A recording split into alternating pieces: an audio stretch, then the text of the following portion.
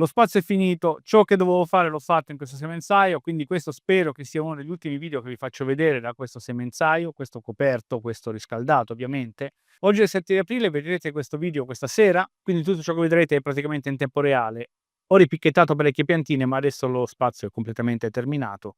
Quindi se continuo con questo andazzo le faccio soffrire perché non ho più luci artificiali e fuori questa settimana danno 2-3 gradi, quindi se le avete portate fuori in serra fredda le vostre piantine, se siete coinvolti da questa ondata di freddo, riportatele in casa perché veramente le uccidete. Io la settimana scorsa ho guardato le previsioni e quindi mi sono fermato in tempo. Ho la serra fredda ancora piena di agrumi, gli agrumi in vaso, non li ho ancora tirati fuori per fortuna, però da lunedì, se le condizioni climatiche cambieranno, spero di sì, tiro fuori quelle, do una sistemata e porto all'interno della serra fredda tutte queste piantine che adesso vi faccio vedere. Ci sono un paio di curiosità che vi farò vedere. Ho seguito alcuni consigli che mi avete dato su un tipo di irrigazione passiva ed è molto interessante, sto seguendo ancora i vari test. Insomma dai, ci vediamo dopo la sigla e vi faccio vedere un po' di cosine. È un video molto breve.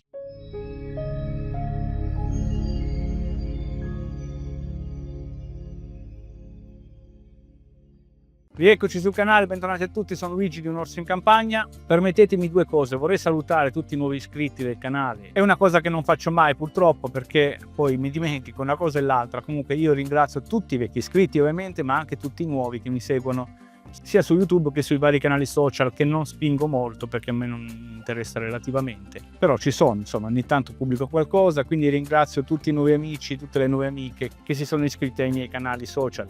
Bene, ultima precisazione. Allora io vorrei ringraziare questa volta Barba Nera.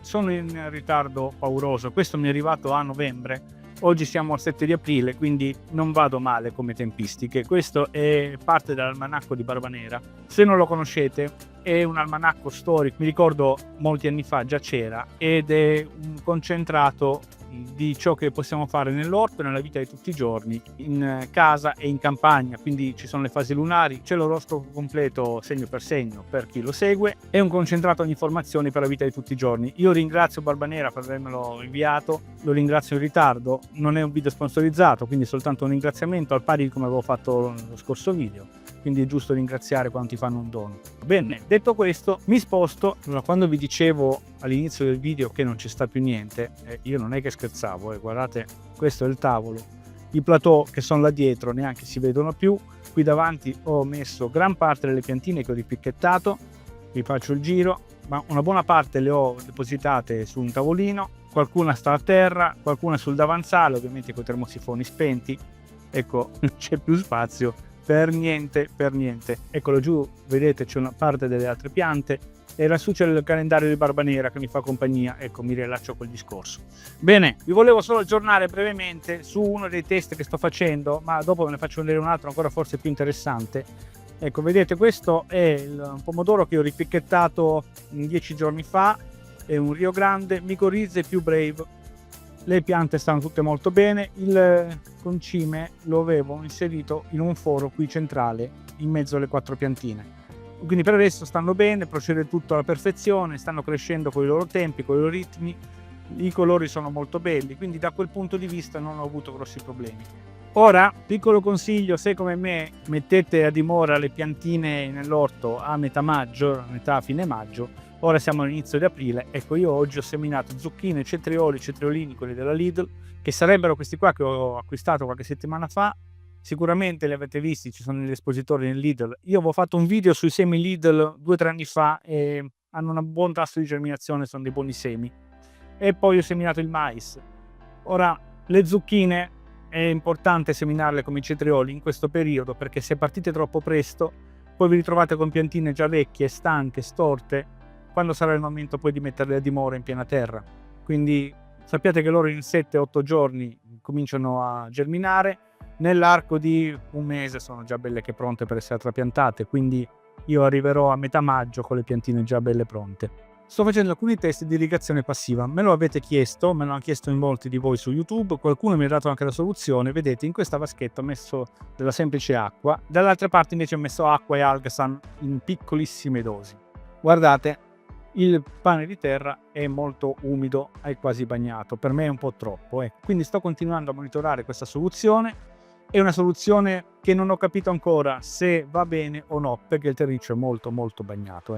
L'irrigazione funziona per capillarità, ovviamente dal basso l'acqua sale fino alla parte superiore del terriccio e le radici sono sempre a bagno. È un po' troppo per il pomodoro e questa soluzione per me non va molto bene, però è interessante, sto cercando di capire come funziona. Ecco, vedete, questo è lo stesso sistema, però con un altro tipo di terriccio. Questo è il mio compost, quello che acquisto. Vedete? Qua si vede bene come funziona. Le radici hanno sentito l'acqua, passatemi il termine, e sono uscite dal vasetto per immergersi direttamente dentro la vaschetta. Ora, questo tipo di compost, rispetto al terriccio che vi ho fatto vedere prima, è molto meno bagnato, molto meno inzuppato, e questa è una buona soluzione, secondo me. Ecco, ve li metto vicino così vedete la differenza. Quello di destra è un po' troppo bagnato, quello di sinistra va bene. Quindi secondo me la differenza la può fare anche il terriccio da questo punto di vista. Questo di destra è un terriccio da semina, questo di sinistra è il compost, quello che uso nell'orto. Quindi non vi dico di seguire questo esempio perché lo sto ancora studiando, devo capire se questa piantina soffre rispetto a questa vedo che sta benissimo. Devo capire un po' come funziona e poi vi darò il mio parere, insomma, per quello che vale, poi voi fate quello che vi pare ovviamente. Volevo farvi vedere ancora una cosa, questo è il vaso dove qualche video fa vi avevo fatto vedere che ripicchettavo tutte le piantine deboli, stanche e prossime alla loro fine perché volevo dargli una seconda possibilità. Ecco, guardate, si sono riprese quasi tutte, guardate. Sono piantine ancora piccole ovviamente, sicuramente non faranno mai una grande produzione, ma sono belle e posso tenere di scorta. Quindi qui avevo messo tutto ciò che mi avanzava dal ripicchettamento, vedete? Ne sono morte solo un paio, ma ne avevo messe parecchie, eccole qui. Ci tenevo a farvelo vedere per chiudere un cerchio. Ho una lumaca da qualche parte che mi sta divorando le foglie, guardate, e non riesco a capire se la trovo, solo che qua ormai è una giungla, non riesco più a muovermi, è difficile. Probabilmente nel momento in cui le trasferirò nella serra fredda uscirà fuori e a quel punto la allontanerò. Vi ho rubato pochi minuti del vostro tempo giusto per farvi vedere un po' la situazione. È una situazione in cui vi troverete sicuramente anche voi, se avete seguito un po' il lavoro che ho fatto io da quest'inverno ad oggi. Io ho esagerato, ne ho messe veramente tante, molte piantine dovrò regalarle, però è interessante vedere un po' lo sviluppo settimana per settimana e capire un po' i limiti del proprio spazio. Io qui ormai il limite l'ho raggiunto da un pezzo, ho perso pochissime piantine perché le ho trasferite nel posto sbagliato, questo può capitare purtroppo, però ovviamente il 99% le ho salvate e ho fatto bene a non portarle fuori perché veramente il tempo fuori è freddo e stiamo riaccendendo il camino.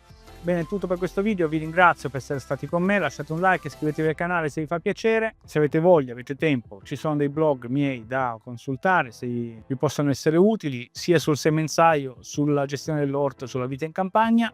Vi lascio le varie copertine qui e i link in descrizione. Se avete domande da farmi e posso rispondere, lo faccio molto volentieri, leggo tutti i commenti, cerco di rispondere a tutti. Vi ringrazio e ci vediamo la settimana prossima.